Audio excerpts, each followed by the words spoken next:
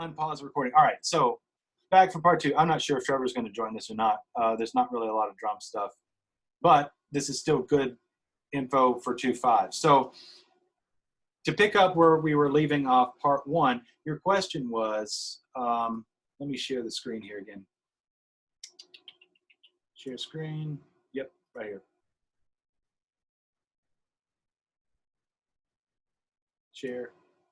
There we are. All right. So your question was, does the 2/5 always have to lead to a 1? And the answer is no. And I mentioned this before. Okay, yeah, you were screen sharing. Good. The answer is no. You don't always get to that resolution of a 1 in the 2/5. It's not a 2/5-1 resolution all the time. A lot of times it's just a 2/5 for the sake of a 2/5, because look at it this way. A lot of times when you have a 2/5-1, the pattern actually occurs on the 2/5, less on the 1 part of the pattern, right? Notice that it's always, and then you're just sitting there for the 1 when you get to the 1, right? So it could easily go.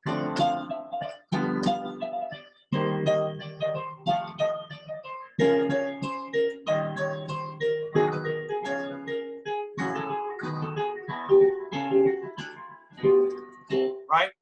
So it just keeps rolling and rolling and rolling and rolling. And yes, so you don't necessarily have to get to that D flat right there where that B flat is on Cherokee. And that's a really good question, because it kind of is a segue into the other thing that I wanted to talk about, which is chord manipulation between 2/5s, right? So this is Sunny Moon for 2. This is your typical 12-bar blues. And you'll notice there are no 2/5s until the 3-6-2-5 turnaround at the end, right? We've all heard this before.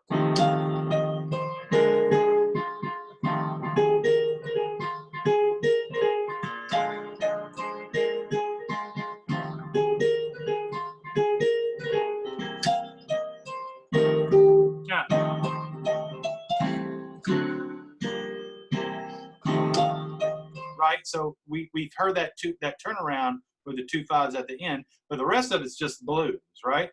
Now, this is one of the reasons that I am wholeheartedly a Charlie Parker disciple, is because that is your 1 chord to your 4 chord with the B flat, back to the 1, then the 1, then you've got your 4 chord, and then some people do a diminished, but it doesn't matter. It's still basically a 4. Back to the 1. Then a 1. Then you get your 5, your 4. And then for the 1, that's where people generally do a 3-6-2-5 turnaround. 2, 5, back to 1. Right? Charlie Parker exploded these options. Charlie Parker created Blues for Alice. Now, it's in the key of F. Same as that last tune, but this is what we get.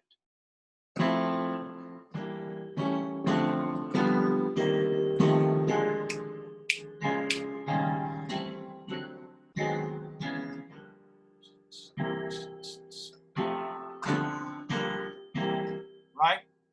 So now, to answer your question, does this actually go to D minor? Yes, this one does, right? But I want you to notice something. This is a 2/5 in C major. Does it go to a C major? No, it does not.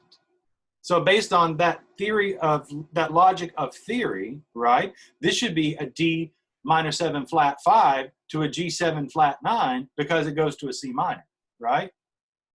So see, you can't always think like with the end goal. Sometimes it's just a 2/5 for a 2/5 sake, right? So, and it would sound really funky if we made that a D half diminished. So,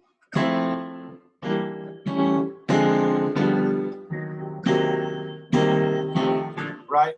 So it'd sound funky. But does this go to a B flat major? No, it goes to a dominant. It's still the roots, right? I'll give you that. But here's the other thing. B flat minor 7 to E flat 7 should go to A flat, right? Does it? No, it goes to A. Furthermore, A minor 7 to D7 should go to a G. Does it? No. And then A flat minor 7 to D flat 7 should go to F sharp. Does it? No. And then you've got, finally, that 2 to that 5, and it does go to that 1. But that 1 is the actual key of the piece, which is F major 7. See what I'm saying? So, long story short, sometimes a 2-5 is just worth a 2-5, right? So, but to go from this and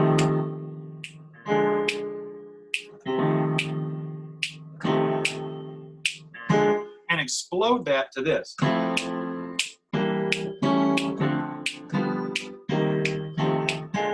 That's the exact same 4 bars.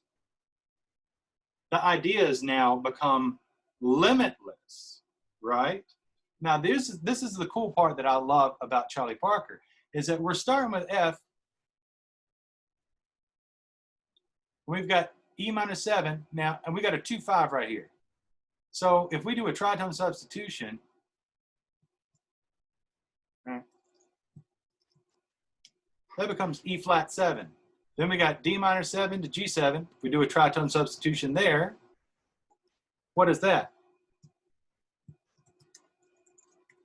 D flat 7, right? Then we've got a C minor 7 to an F7. That's another 2-5. Let's do another tritone substitution, right? What do we got there? So do you start to see what's happening now as a bass player? Chromatic city. F, E, E flat, D, D flat, C, B, then you're to the 4. Right? Keep on going. That's a 2-5. Do a tritone sub there. That becomes A7. There's another 2-5. So that becomes A flat 7. That's another 2-5, right? Okay. So we've got A flat minor 7 to that. That becomes G7. And we've seen this just with those manipulations in like Oleo. Now you've got a dominant 7 and you turn it into a minor 7, right? Right. So you've got G minor 7 to C7. That's another tritone substitution that you can do. Right? Now, let's look at where we left off, which is the 4 chord. You got B flat, A flat, G, G, F sharp, boom, you're to F. And then you've got a turnaround. And you're there again. So the whole thing is chromatic, man. You can go F to E. You can walk it from F to F chromatically. F, E, E flat, D, D flat, C, B, B flat. A flat, G, F sharp, F. So you've literally, I've shown you that you can make it chromatic all the way through. That's what I love about Charlie Parker, is that twofold, he exploded just this. To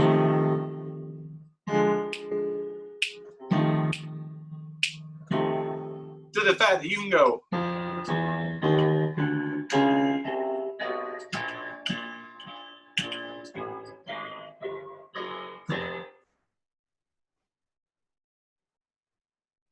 That's amazing. He's not going in these like circle of like minor thirds the way that Coltrane does, which is a whole other thing. But the fact that you could turn a 12-bar blues into this,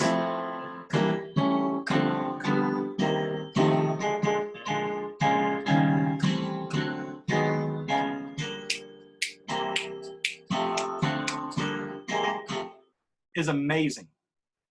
Okay? So that's one of the things that I wanted to talk about.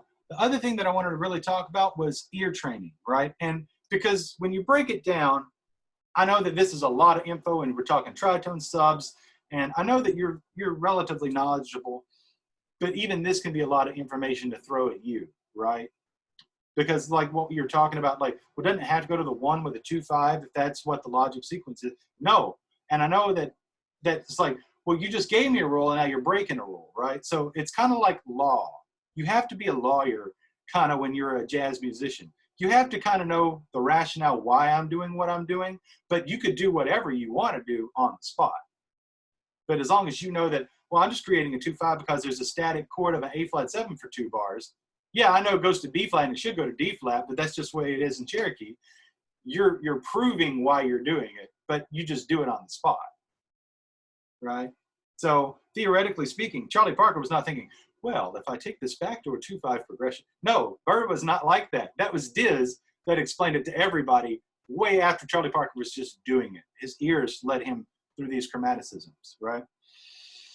So when you break it down, right, out of all this stuff I'm giving you, and this is for everybody who's watching this video, there are only, in all of jazz, there are really only 5 types of chords.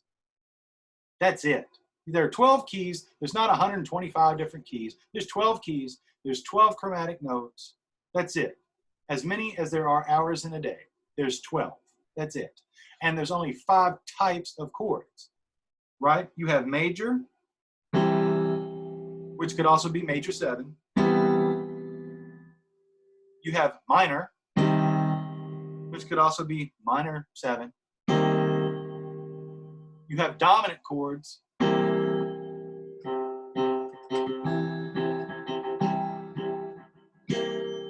which could also be augmented, but they're still dominant chords, right?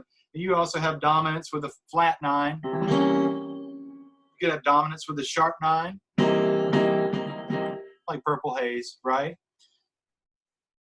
But you have majors, you have minors, you have dominants, you have diminished,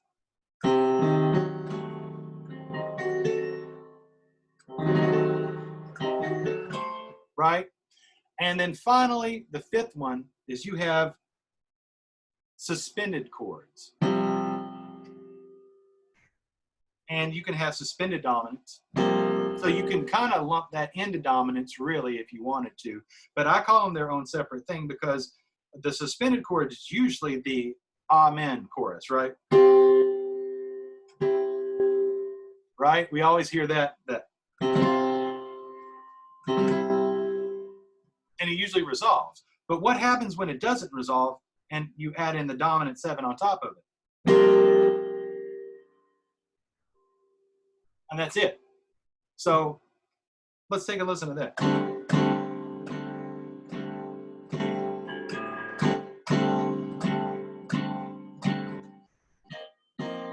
To another dominant suspended chord.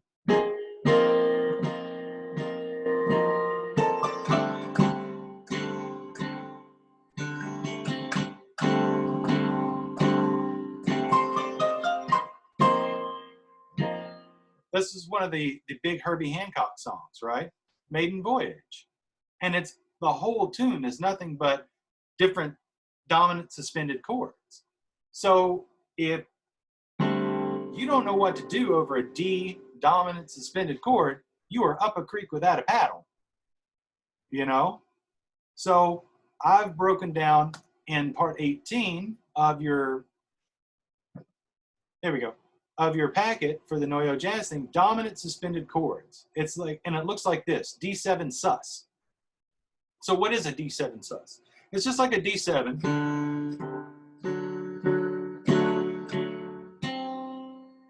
Except you take that third, that F sharp, and you go up a half step, or you can look at it as using the 4th instead of the 3rd.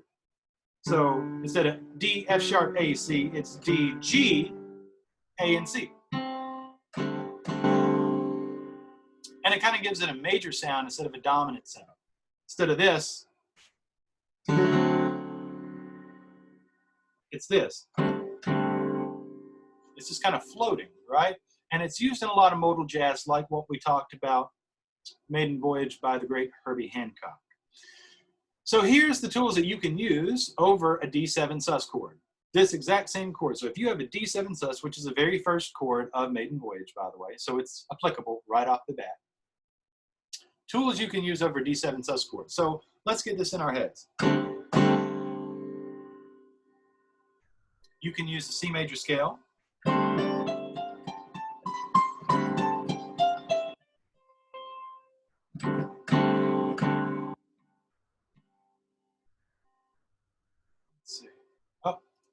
question. Is D7 sus similar to C6-9?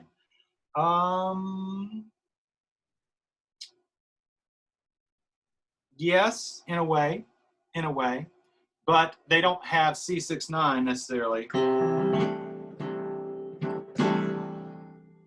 There's a different sonority to that. So this is a D7-6 or C7. I'm sorry. Stop. This is a C6-9, right? And this is the D7 sus.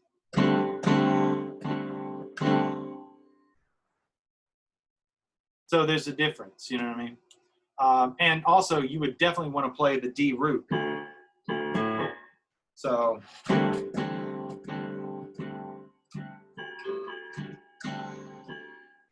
Definitely want to hit the D in the bass, you know what I mean, for that. So one of the things that you can use is C major scale over that sound. You can also use D blues scale over it.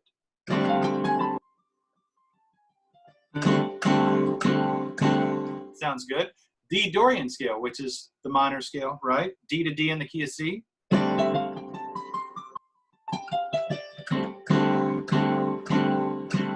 You can also utilize and manipulate this to use the D Mixolydian scale, which is D to D in the key of G over that chord.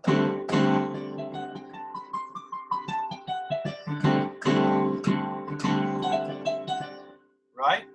You can also use the F Lydian scale. So Lydian is 4, so that's F to F in the key of C, right? So no sharps or flats.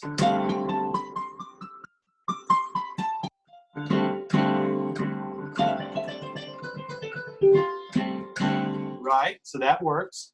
You could also use the G major scale.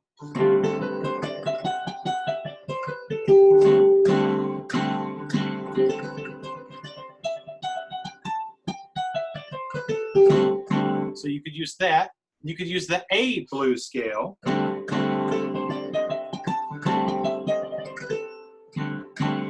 you could use the G blues scale.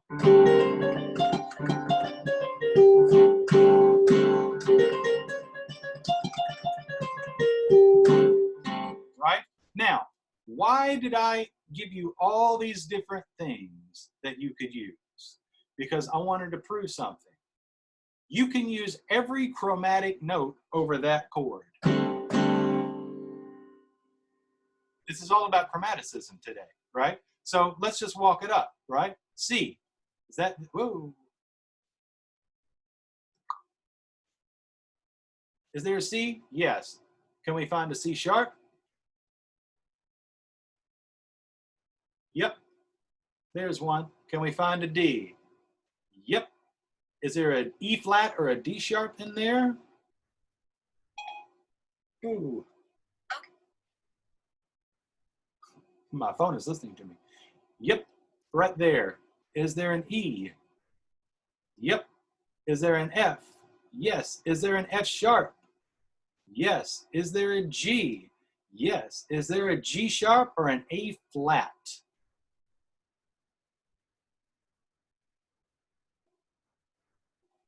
Yep. Right there. Is there an A? You betcha. Is there a B flat or an A sharp? Right there. Woo. Nope. Right there. Is there a B natural? Yes. And is there a C? Yes. So, chromatically speaking, every note could work. But it's not about you going,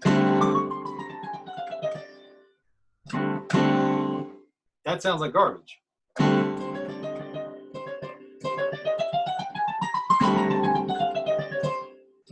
Right? So that's not the point.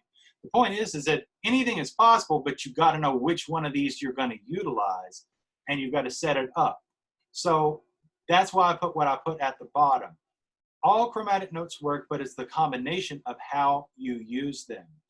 For instance, chicken, rode, thee, did, cross, why, thee.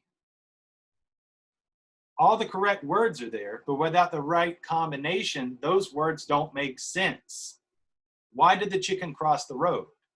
We've all heard that before. We all know the answer to that.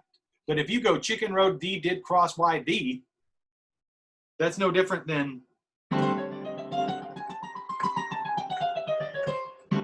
and if you're at a gig, then everybody's like, yay, you could do the chromatic scale. Kudos. That doesn't tell us anything that you know. So you have to set it up, the punchline. Why did the chicken cross the road? To get to the other side. Right?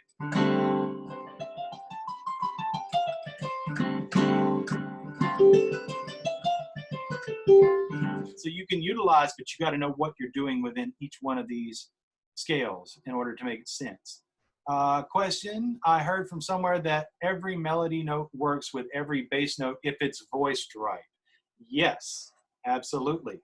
But see, that's the exact same logic to that, if it's voiced right. You see what I'm saying? You could sit there and you could go in all fourths on a piano, right?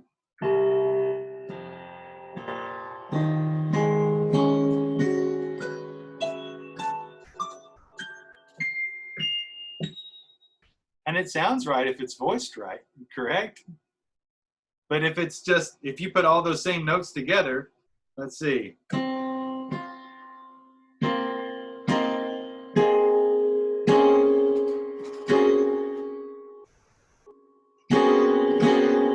It's all the same notes. Why didn't it work?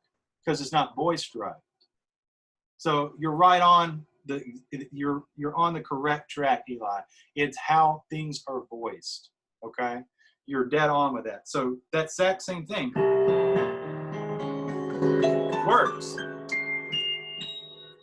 if it's voiced right, which you can get into some of Jacob Collier's things, and he can give you a lot more insight into that, that kind of negative harmony and all that cool stuff. You know what I mean? Herbie is very much, that's where I heard it from. Yep. So there you go.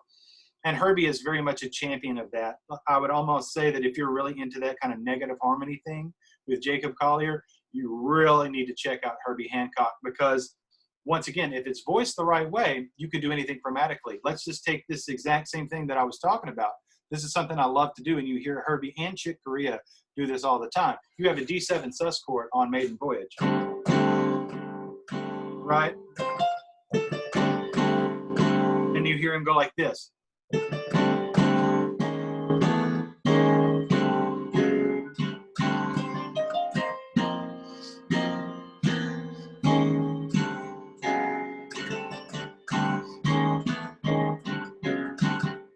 And he's just basically doing that exact same voicing of a sus chord in root position, but he's going up to E flat, E, back to E flat, down to D. And what's cool is that, yeah, you can use chromaticism as long as you use it in the right voicing.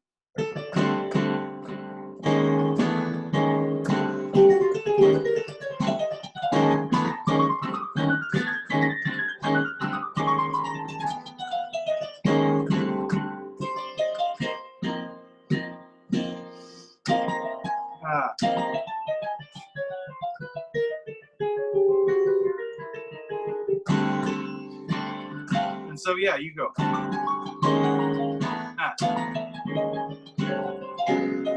So, yeah, you could do all those cool chromatic effects that you hear. That's just a very basic chunk of that, a brick in the ideas that you hear Herbie doing, and that you hear like a lot of modern pianists do. Chick Corea does it a lot. You know, that that sort of thing where it sounds like it's just a star floating up, and it's just the way it's voiced. You're dead on with that. So everything is how you set it up. Like I said, it's no good if you just go, that's boring. But if you go,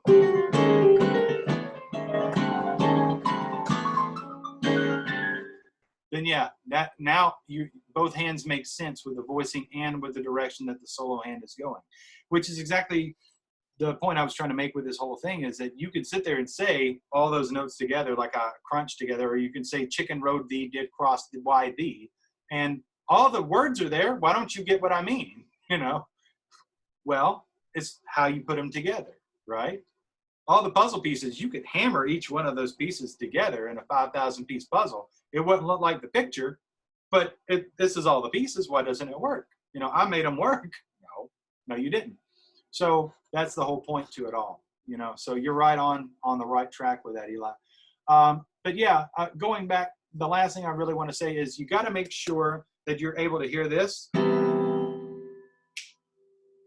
within a split second, you know that that's a major chord, right? Or you hear this, and in a split second, you know that that's a diminished chord. Or you hear this, and you know that's a minor chord. Whether it's a minor or a minor 7, you just know it's a minor chord.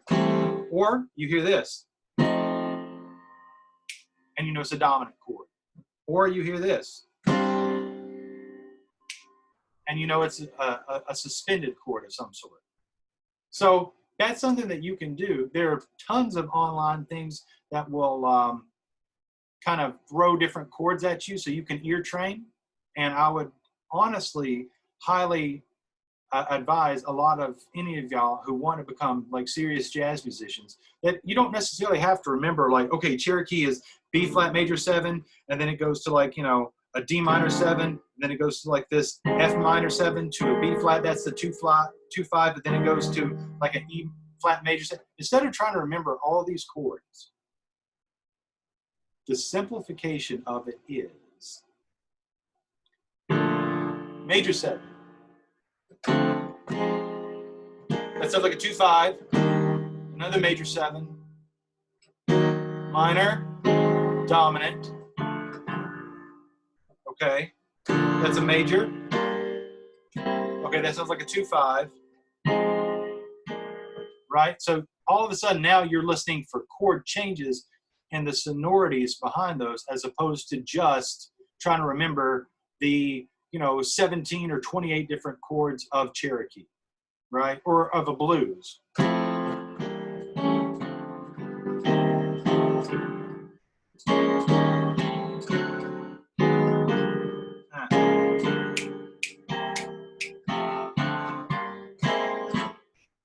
Okay, so it's a blues. There's a lot of chromatics, but yeah.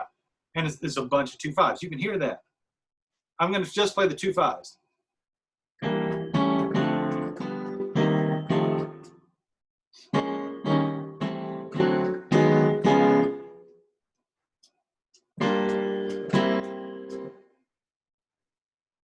So, yeah, just with that, you can hear the 2-5s. And that's what I would honestly tell you. If you're not up to that speed, that's okay. Nobody became like a major jazz improviser overnight, and that's okay. If you just need to sit there with basic triads, then by all means do so. Is that major or minor? That's major. If I go, that's diminished. If I go, that's augmented. If I go,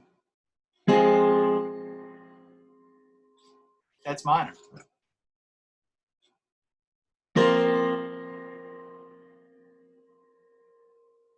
That's suspended. And then you can't go a triad for a dominant chord because you got to have 4 notes. But if I said, then that's a dominant. So take your time. You know what I mean? This is one of those things that Bill Evans was very famous. He said, it's better to have a more simple solo and you are building off of things that you understand, even if they're more simple, than to build off confusion. So take your time. The whole reason that we're recording these sessions is so that folks can always go back and check out these and have these materials that I'm sharing, okay? So by all means, take your time.